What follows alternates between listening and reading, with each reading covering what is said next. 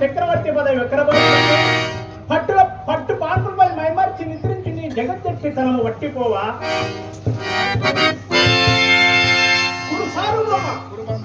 గురు బాంధవుల పరిజనముల బురోల అర్వీర భయంకరులైన పాండవుల భయము కాదు. అయినను పరిస్థితుల ప్రాబల్యం వలన తెలుపక తప్పదు. పూజలకు పెద్దల ధర్మ నిర్ణయం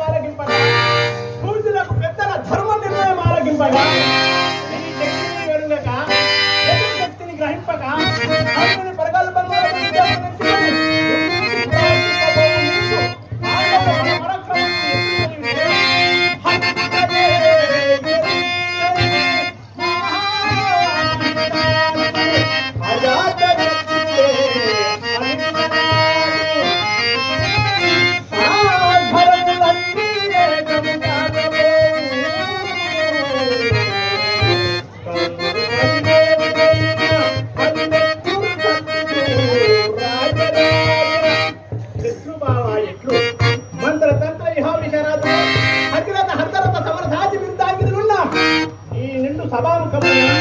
ఇందరి సమక్షంలో ప్రాణములు కలిసిన పాత్ర చావు తప్పాలి.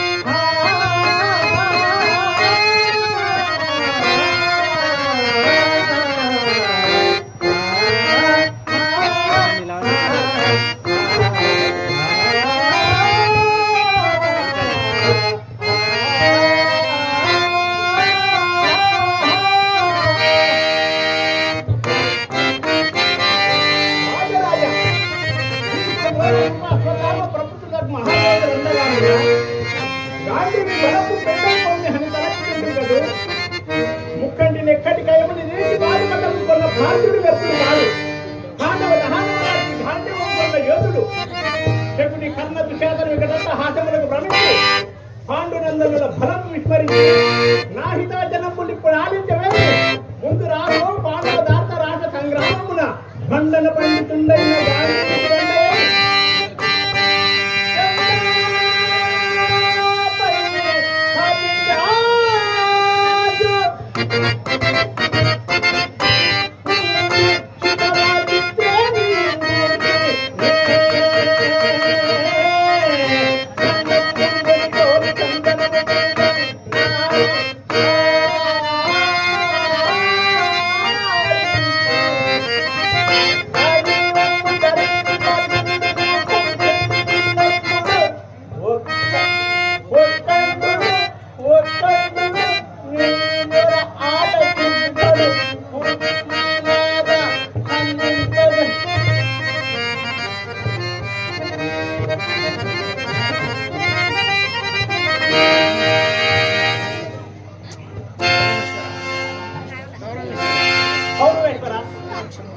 పక్షముల మేలు కోరిన హితవచనములు ఇప్పుడు ఆలకించి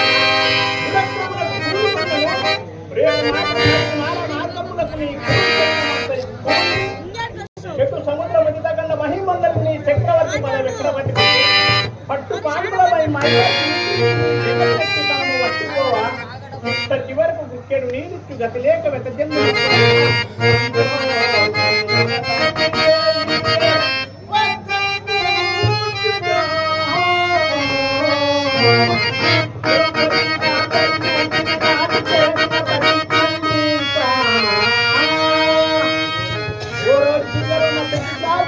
ధర్మవేత్త అతనికిన నటగ్ర ఘోర క్రూర వికటంత హాస ప్రళయ పీత భైరవ కారుడైన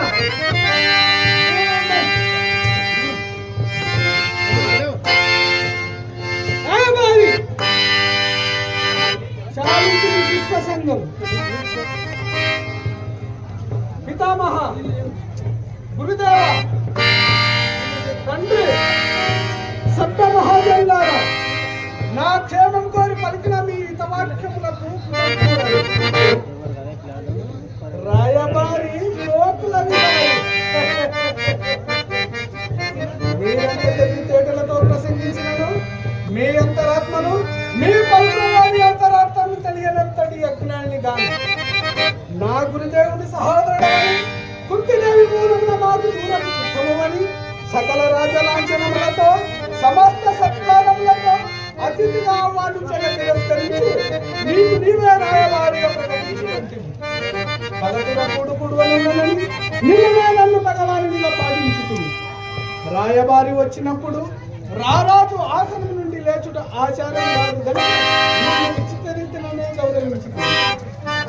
రాయబారిగా వచ్చిన వాడవు పంపిన వారి మాటలు ప్రకటింపక ఆ పైన మా అభిమతం గ్రహింపక ఇంత ప్రకటనగా ప్రవర్తించుతుంది.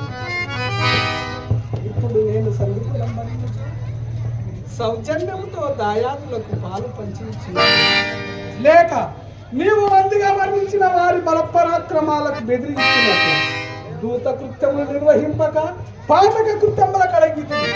మాలో మాకు కలతలు కల్పించి మా మైత్రి బంధము తెలుసుటకు తెగించి 5 పరమ దుర్మార్గుడు రారాజని లోకమునకు కృష్ణ, నీవు కోరిన కోరిక సరి అయినచో నిజమే అయినచో నేను ఈయుటకు ఈ సువిశాల మహాసామ్రాజ్యం 5 లేకపోవునా? ఇంద్రప్రస్థము, ముఖప్రస్థము, జయంతము, వారణావతములతో ఇంకొకటి కలిపి 5 ఇచ్చిన చాలునంటివే. నావి కానివి నాకు లేనివి నేను ఇతరులకు దానమిచ్చినవి ఆ మహానగరములను తిరిగి వారికి ఎత్తి కట్టబెట్టలేదు. ఇది సాధ్యమా? సంధి పసుపు మార్గమా?